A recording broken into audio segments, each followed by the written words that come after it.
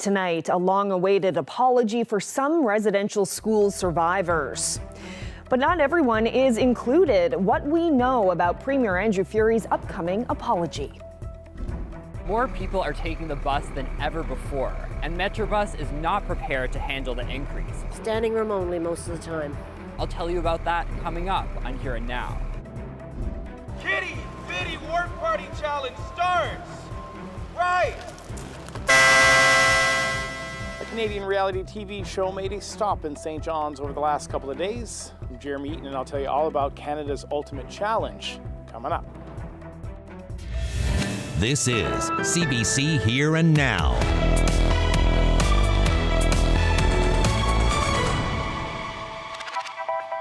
Good evening and welcome to Here and Now. Premier Andrew Furey will apologize to some residential school survivors in Cartwright on Friday, but the apology will only include members from one group, the Nunatuavut Community Council, and that's drawing criticism. Here and Now's Heather Gillis is covering the story and joins us live. So Heather, what do we know about this apology? Well, Carolyn, what we know right now is that the Premier is going to apologize in Cartwright on Friday at 1 p.m. And that's going to be at the town's rec center with the Minister of Indigenous Affairs and Reconciliation, Lisa Dempster, and the Nunatuavut President Todd Russell. They'll be in attendance, both of them. But the announcement led another Indigenous group in the province, the Nunatuavut government, to blast the Premier and his decision today because they say Nunatuavut is not a recognized Indigenous group. When it comes to issuing a provincial apology for residential school survivors, there's a long history. In 2008, then Prime Minister Stephen Harper apologized to residential school survivors in Canada. We now recognize that it was wrong to separate children from rich and vibrant cultures and traditions. But people from this province were left out. The feds argued they didn't run the schools. The Grenfell Association or Moravian Church did, set up before Newfoundland and Labrador joined Canada. Still, in the decades after, thousands of Indigenous children were taken from their homes and families to attend the schools. Many who did faced sexual and physical abuse, loss of culture and language, with scars of their trauma still aching today. And an apology is just another step towards healing. Prime Minister Justin Trudeau formally apologized to all residential school attendees from this province in 2017 in Happy Valley Goose Bay. We are sorry for not apologizing sooner, for not righting this wrong before now. But the Innu Nation didn't accept Trudeau's apology, believing it was too narrow. The previous year, about 1,000 residential school survivors from the province settled a $50 million class action lawsuit with Ottawa, survivor Tony Obed leading that charge. It's finally over. We did it. I don't have to go to court no more. And then the provincial apology. It's certainly something that I want to do. It was first promised by former Premier Dwight Ball back in 2017. So I'm committed to this. It's now is getting the date and the place that we can get an agreement with all the Indigenous leaders. But no date or place was set, and Ball left office in 2020 without delivering on his promise. Now, Premier Furey's apology to the Nunatuavut Community Council is set to happen on Friday. It's the eve of the National Day for Truth and Reconciliation on Saturday. But it won't include Nunatsiavut or the Innu Nation.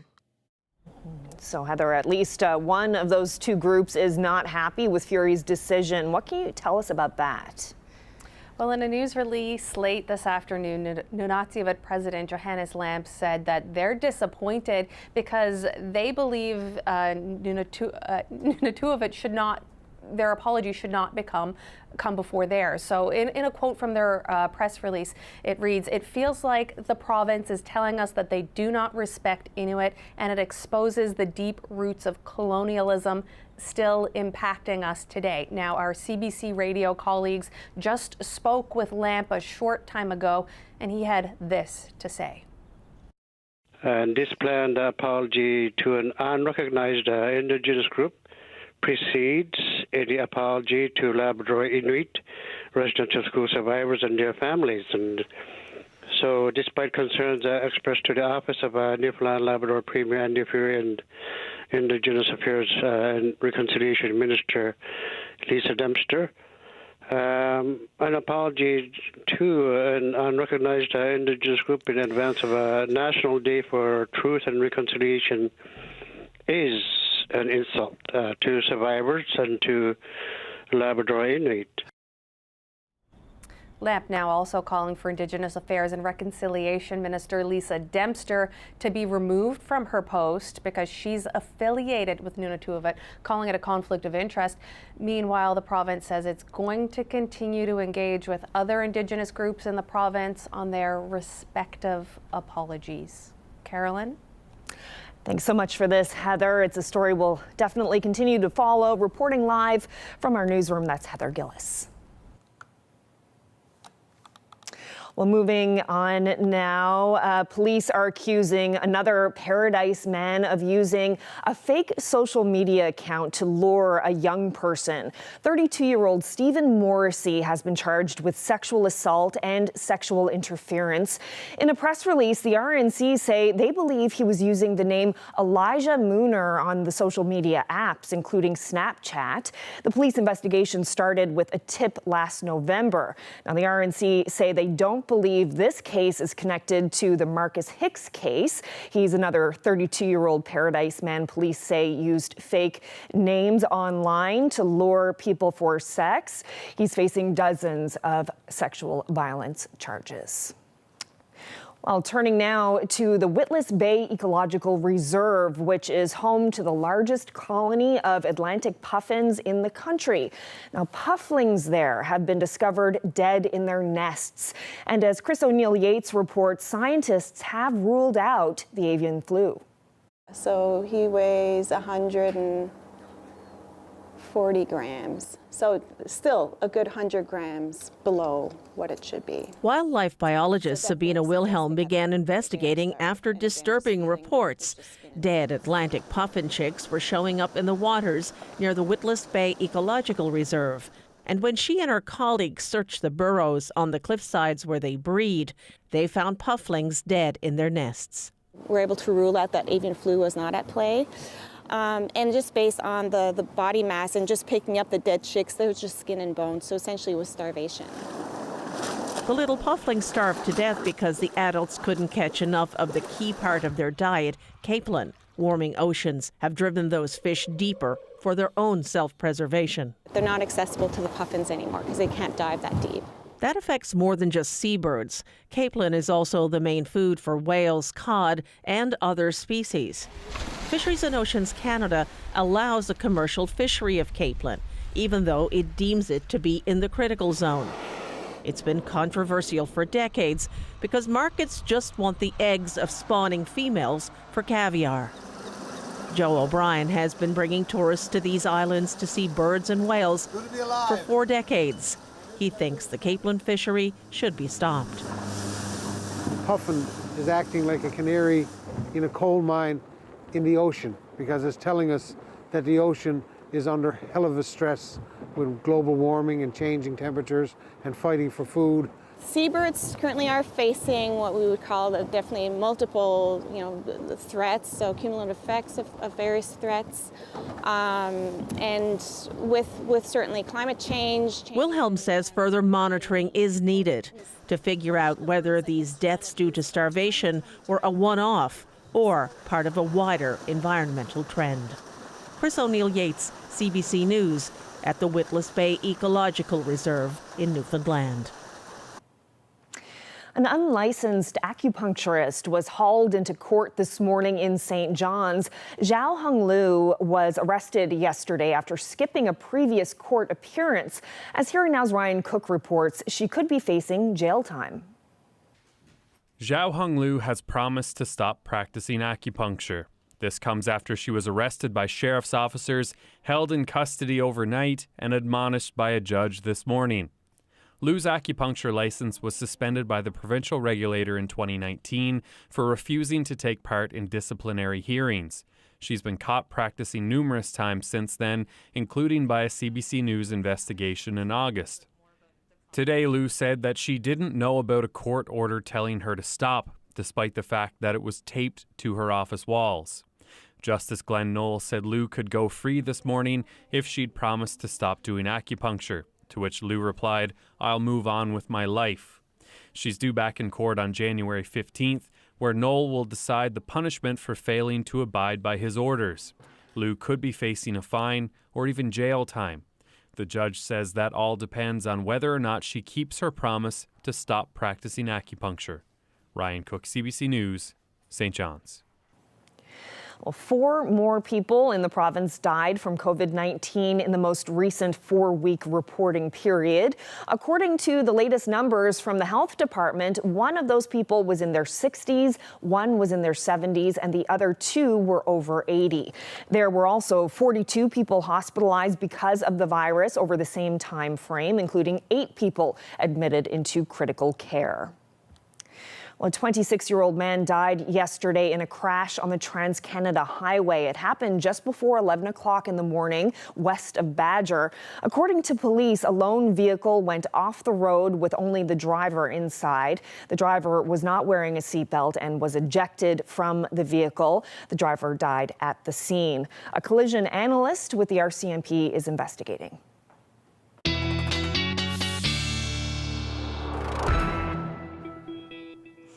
Well, definitely a smoky day out there pretty much across the province. We have a ridge of high pressure to our west at the moment, but you would never know it because of those smoky skies. We do have lots of cloud cover up across Labrador as well, but you can see on the satellite that smoke sinking south at the moment across the island, and you can't really see it up across Labrador, but it certainly is there. Special air quality statement in effect province-wide, and anticipating that this will stick around as we head into Thursday and maybe even into Friday as well. Here's a look at the air quality observations as of 6 o'clock.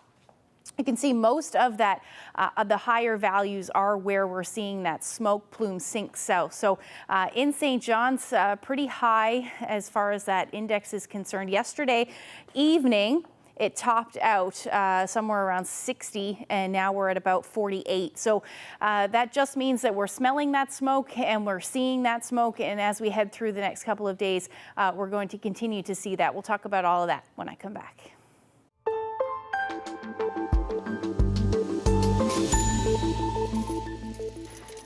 Well, more people in the St. John's area are taking the bus, and Metrobus is struggling to keep up with the demand. For riders, it's making for a tight squeeze on board, with some even being turned away. Here Now's Daryl Roberts has more. Unprecedented and unexpected growth. That's how Metrobus management describes what's happening with the bus system. 44% more rides during the first 8 months of the year compared to 2019, and riders are feeling it. Standing room only most of the time. Yeah. Lots of crowds? Oh yeah, sometimes it's up to the white line standing room and they can't even pick anybody else up. Metrobus typically sees more than 3 million rides a year. This year, it's anticipating 4.5 million. Buses have been getting so full, some are being turned away. And I've always managed to get on the bus, but I've seen it happen, and there's been times where I was one of the last ones on the bus, so I had to stand up and with everyone else and kind of squeeze myself in. City Council is aware of the problem. We're not going to be able to solve it at this point. We are working, we certainly understand the frustration, and we certainly want to work to alleviate as much as we can. Metrobus is making some minor adjustments to schedules and possibly changing the length of some traffic signals. Ellsworth says 8 new buses are on the way, but only 2 of those will be additions to the fleet. The others, replacements for old buses, and those won't get here until next year. Funding for more buses will have to come through discussions with the federal government. Overcrowding isn't the only issue Metrobus is looking into. For the many newcomers who use the bus, the experience isn't always ideal. But when I came newly, like a month now, I found it difficult to navigate my way. Maybe make it simpler in writing where they're actually going on the display, whatever, screen on their bus. A Memorial University researcher says adjusting to the St. John's transit system can be tough. We have to also provide more information to immigrants to say, well, when you're here now, this is how the bus works, regardless. So we shouldn't also assume that, okay, people might know how transit functions, right? So information is very, very key, and there can never be too much information. Council says Metrobus is working on a study to find out more about the uptick, like who's riding the bus and how best to serve them. As for the overcrowding, that's something riders may have to get used to. Daryl Roberts, CBC News, St. John's. Well, it's not just Metrobus seeing a boost in users this month. Numbers are also up at Memorial University's food bank in St. John's. Volunteers say the demand is huge, forcing them to put limits on how much people can take. I would say the rise in cost of living and the rental crisis, because most international students come here and they are finding it hard to afford their meals. So certainly lots of food banks are in high need because of the economy, and yeah, certainly things would improve in the future. Before COVID, it was around 200 students per month, but right now we are having like 400 students for 3 weeks, or even like for a month it would be even 400 plus. So yeah, certainly it has been pretty busy. We weren't expecting that really, since compared to last season, we thought that things would improve, but certainly it's not. So probably we're better prepared than last year. Habitat for Humanity broke ground on a new affordable housing project in St. John's today. The new triplex will have units for 3 lower-income families. It's going up in a vacant lot on Eric Street. That's land donated by the city. Both the provincial and federal governments helped pay for the project, which comes amid an ongoing housing crisis. Our project began a few years ago. And of course, a few years ago, the world was a very different place pre-pandemic, and many economic and other challenges followed that. And at that time, of course, we were experiencing housing challenges. However, those challenges have continued to grow exponentially over the last number of years. Today, every municipality across Canada, including St. John's, have come to face the reality of the housing crisis. How we address our housing supply shortage will define much of the discourse and debate in our city in the years to come. Well, people in St. John's may have noticed a large setup on Signal Hill or a group of rock climbers in Kitty Vitty. The reason? Canada's Ultimate Challenge has come to St. John's to kick off the show's second season. The CBC reality TV show puts groups of people together in a sort of cross-country obstacle course. Earlier this afternoon, producers of the show showed off one of the challenges. Well, we're shooting the opening episode of Season 2 of Canada's Ultimate Challenge for CBC. It's our kickoff to the entire new season. We thought we'd open it here in the middle of the North Atlantic in St. John's, Newfoundland and Labrador. Canada's Ultimate Challenge is a massive, one-of-a-kind competition reality show that sees everyday Canadians come together to form teams of 4 and then compete in a one-of-a-kind cross-Canada obstacle course show. Basically, we're turning this country into one giant obstacle course, and we're starting here in St. John's, and we will eventually end up on the West Coast, where the next winner will be declared. The Kitty Vitty Wharf Party Challenge starts right. Another team challenge where they're working together, and they're going to do a bit of a barter challenge where they're bargaining with Atlantic cod and kegs. So it's a cod and keg challenge where they're working together on the water here in the gut, and they're going to be interacting with local businesses that everyone's very familiar with, and we'll see how they do as they row dories, some of them probably for the first time, and start interacting and doing some deductive reasoning with their kegs and cod. Our very first challenge, which was a big one, and Signal Hill is a very important National Historic Site in the country and an iconic location here in St. John's. It sits right there at the entrance to the Narrows. We created a bit of a rigged event where the teams had to lower one member down to the Queen's Battery, where they were basically searching for something, and then they were lowered back. And because Signal Hill is such an iconic location, it's right there, open for everyone to see it. Everyone saw it, and everyone took it in and was like, what's going on here? Canada's Ultimate Challenge is a large traveling group of people, 80 to 100 people that travel, including the cast and crew and our host. As well, we tend to hire a good deal of locals. I think the last count I heard was 40 that are working with us on the production directly, as well as we're using 2 to 3 hotels in town, as well as caterers and transport and all the things. So we're always happy to work here in St. John's. I find the reception when you come to any part of Newfoundland and Labrador very open, very welcoming. Everyone's willing to help out, and it's such a wonderful experience. It's why we come back time and time again.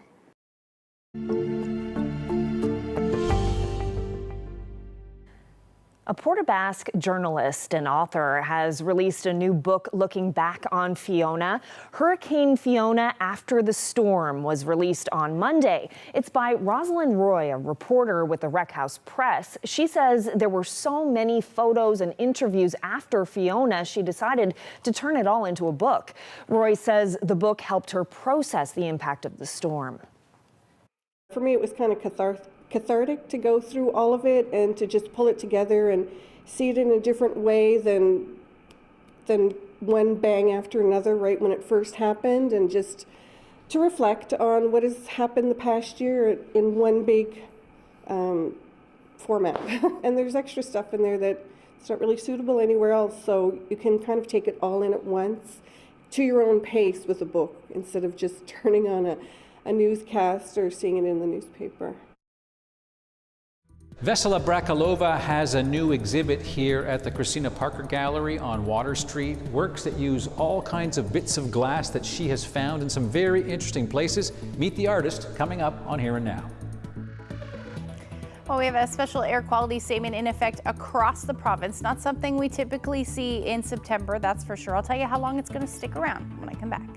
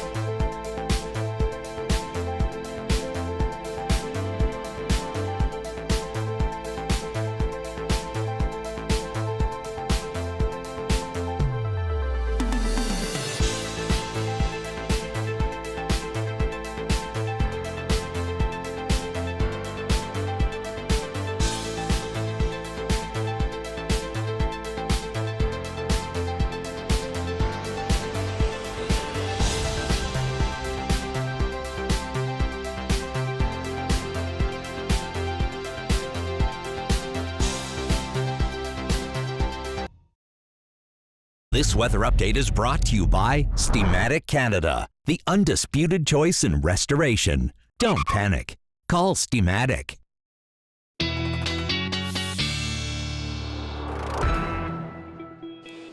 Well, Ashley, last night as we were leaving the building, it was a bit of a shock actually to walk outside and to smell the smoke. You could really smell it in the air and see it. Yeah, you certainly could. And today, same thing. The worst air quality, though, was at around 8 or 9 o'clock last night. And we're still seeing a lot of that smoke out there. And you can see that on the satellite here, kind of highlighted in the light orange, I guess, or dark orange there. That is what we're seeing. So if we take a look at where this is originating from, it's all thanks to the forest fires that are currently still burning in parts of the Northwest Territories and northern parts of Alberta. It's following the jet stream. The jet stream is actually pushing the smoke north, and then it is making its way towards us here in Newfoundland and Labrador. So Environment Canada does have that special air quality statement in effect. And if we look ahead as we head into tomorrow morning, we're going to see some of that smoke dissipate. It won't be as concentrated as it was last night or even today, but we're still going to see those hazy skies pretty much through the day on Thursday. We'll see a bit of relief by the time we get into Friday across the island, but it does look like we're still going to see some smoke towards coastal areas of Labrador, which at this point you may not be able to smell, but you'll certainly see those hazy skies. And again, that sun will take on that reddish appearance through the day on Friday, it looks like at this point. The smoke also hampering the temperatures out there. Temperatures should be in the teens, upper teens. Around Corner Brook, see 16 degrees today. Gander only topped out at 14. Your temperatures should be much warmer than that as well. And then only topped out at 10 degrees today in St. John's. Up across Labrador, we do have those temperatures between 13. The hot spot, 20 degrees in Happy Valley Goose Bay. So we do have some cloud cover moving in, and our current temperatures right now down to about 18 degrees for Happy Valley Goose Bay and down to 9 degrees in St. John. So we are kind of in for a cool night as we head through the night tonight. There's that cloud cover that's spreading south as well along a front. Otherwise, we do have that ridge of high pressure out to the west, and that will dominate the weather over the next couple of days. However, the smoke at this point looks like it's going to hamper that at least through the night tonight. So we will see those clouds on the increase. Widespread smoke still the story though tonight, pretty much across the board. And if we take a look at the temperatures tonight, they are going to vary. So we're looking at generally the upper single digits to about 10 or 11 degrees across the island.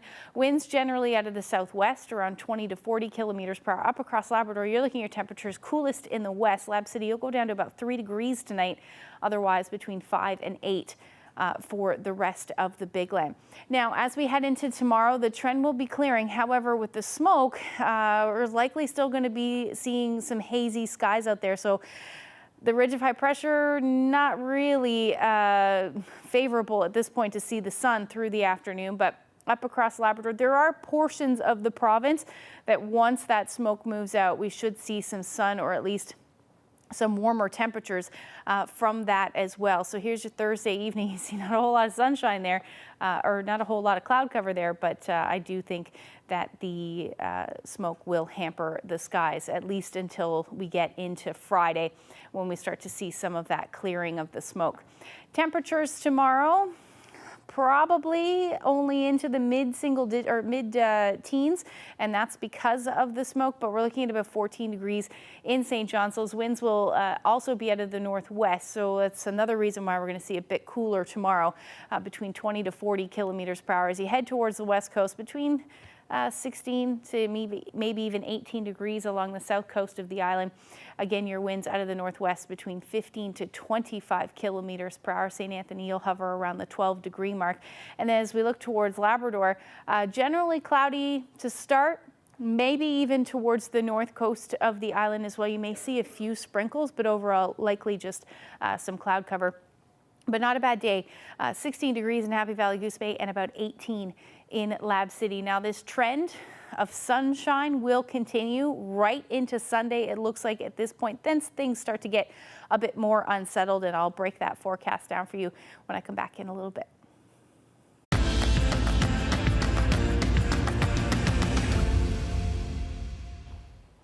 Cut glass, shards, and bits of discarded material, they all appear in a new exhibit by artist Vesela Brakalova. It's called Prevailing Light, and it opens on Friday at the Christina Parker Gallery in St. John's. Have a look.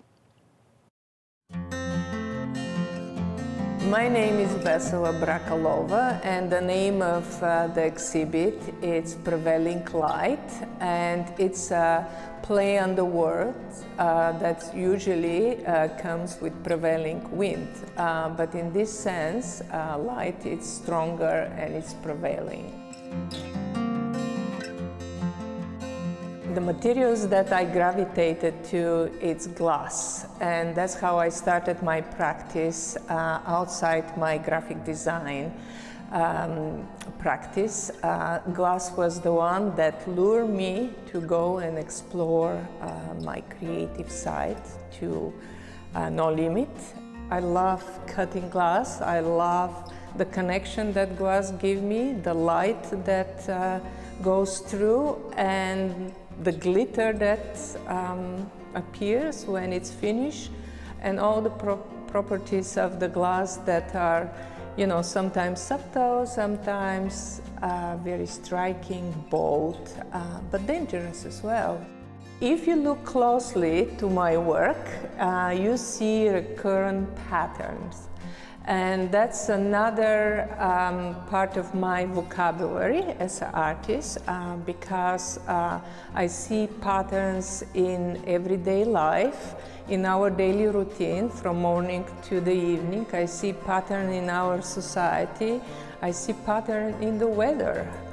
So patterns is something that you probably recognize in all of them. They are different, but they continue to be all around. Tell me about Snowmageddon, or is it? Snowmageddon. It is inspired by experience in time when everything was white and the colors were protruding through the piles of snow. So it was making the color much more vibrant and much more jewel-like. At the same time, some people see an ice cream cone, so that's fine with me. So you have your own relationship with that work, and you decide every day could be something new. There's no instruction manual, and it's being used by young adults and children right at a time where, you know, their judgment and their decision-making skills aren't fully developed, and we fully expect they're going to make some mistakes. With sexual violence on social media making headlines, hear from a child psychologist on how to speak to your kids about it.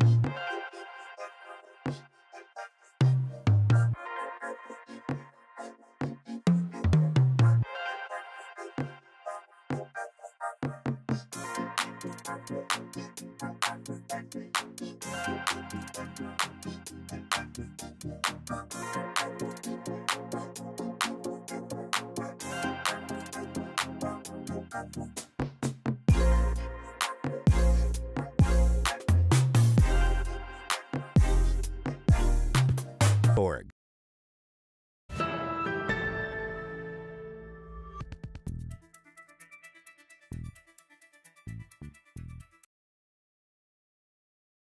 We've been hearing a lot lately about how to stay safe on social media after the arrest of a local substitute teacher and volleyball coach who's now facing dozens of charges related to sexual violence. Police believe 32-year-old Marcus Hicks used fake social media accounts to lure children and adults and arrange sexual acts. He now faces more than 60 charges. Police believe Hicks used 6 different online profiles. One of them has existed almost 20 years. At a news conference yesterday, they brought in my next guest, a child psychologist, to offer advice to anyone affected by this. Dr. Janine Hubbard joins me now. Thanks for having me. Dr. Hubbard, this story is disturbing on so many levels, and parents and guardians may have a difficult time trying to talk about this with their children, but police do believe that there could be more victims out there. So what advice would you give to parents and guardians on how to broach this topic with their children? I think it's an incredibly important topic to broach, both in terms of the specifics, but also perhaps to use it as a good excuse to have a reminder or remedial discussion around being safe on social media. We have realized that, again, this is something that has affected the entire community. All of us are feeling a reaction to it in some way, whether it's potentially seeing names and thinking, oh my goodness, I think I interacted with that individual at some point in time. It might not have gone very far, but oh, what if? And being worried about our young people, being worried about the potential for our younger children to be caught up in something similar at some point in the future. So it does, as a community, it has felt like a betrayal and a loss of trust. I always recommend having conversations around social media where you set up parameters that say, you are not going to get in trouble. I'm not taking away your phone. I'm not taking away any privileges. My first and foremost concern is for your safety.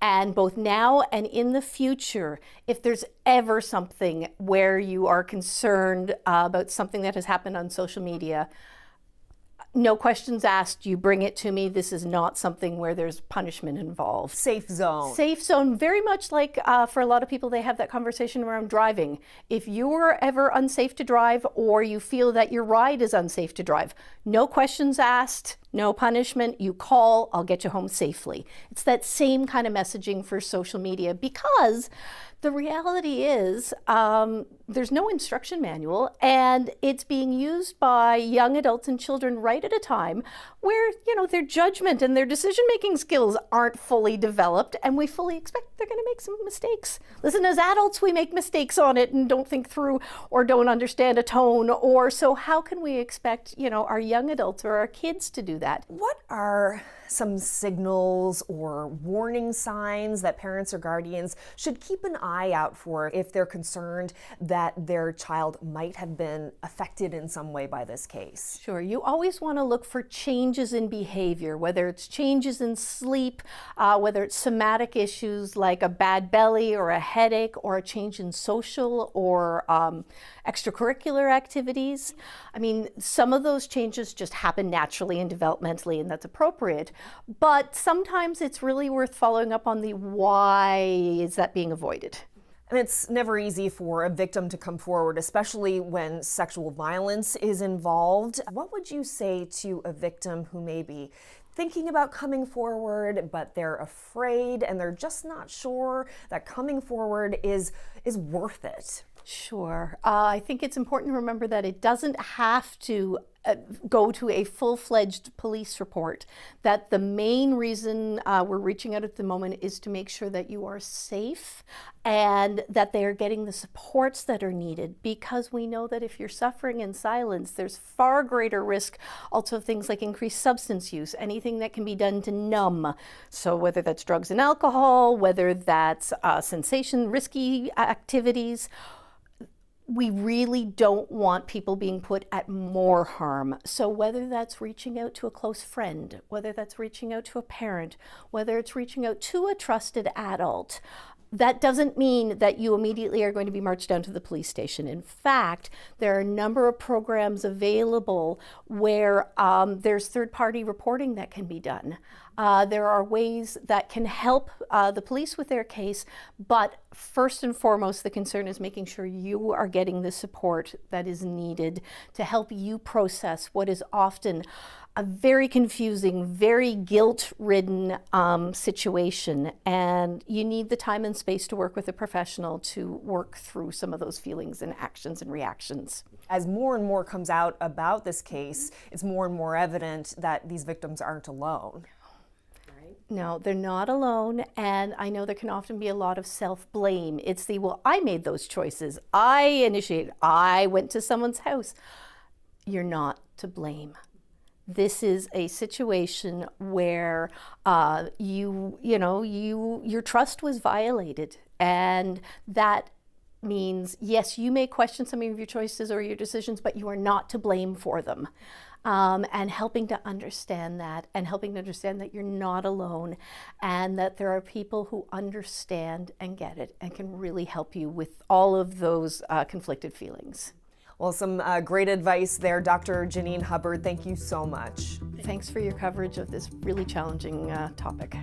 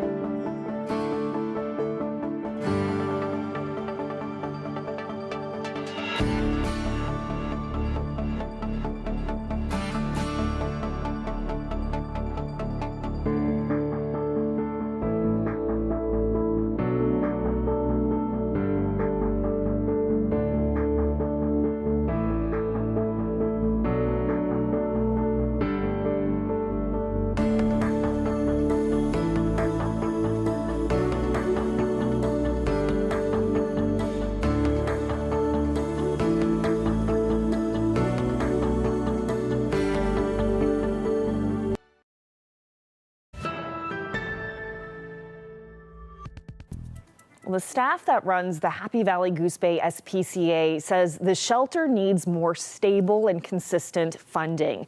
The SPCA posted an urgent appeal on Sunday looking for regular annual donations. The shelter's vice president says without financial help, the shelter will have to close. So our financial challenges right now are very dire. We had to put out an urgent plea for help from the public, for donations, any fundraisers, to help us through these next few months. So if we don't have the money to operate, basically what's going to happen is that we're going to have to stop intake of all animals by the end of October at the latest, and then clue up any financial and administrative business and shut our doors permanently.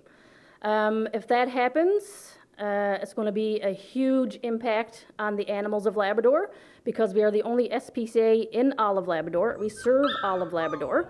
And we take in over 400 animals each year into our shelter. What we're hoping to accomplish in the next little while is to find some annual funding from any kind of entity out there, whether it be a government entity, another organizations, businesses, that can help alleviate the pressure on us as a charitable organization and a volunteer-driven organization to help the animals of Labrador.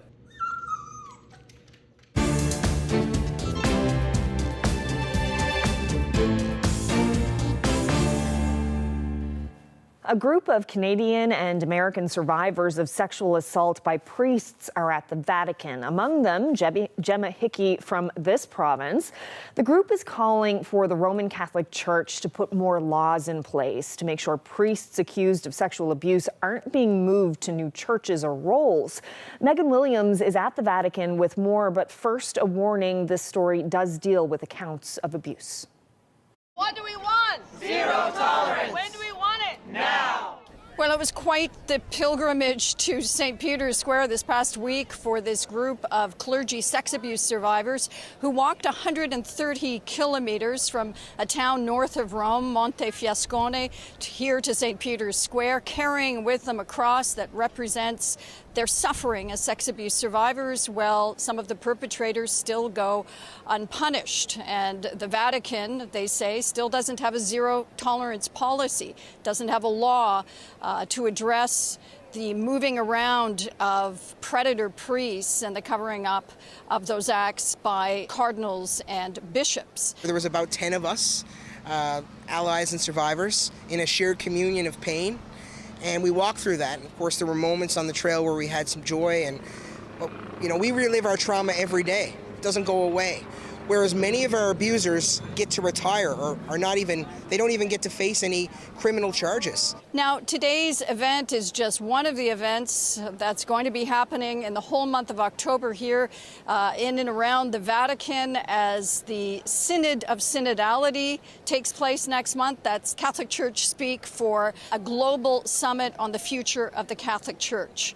For the first time ever, women who have voting rights will be included, and the issue of inclusion of women will be at the top of the agenda. There will be dozens of female Catholic leaders from around the world here pushing for the ordination of women and a bigger leadership voice for women in the Catholic Church.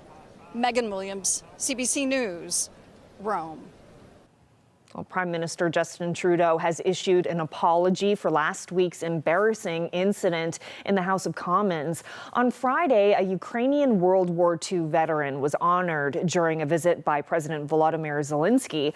It was later learned that the 98-year-old veteran had fought in a unit commanded by the Nazis.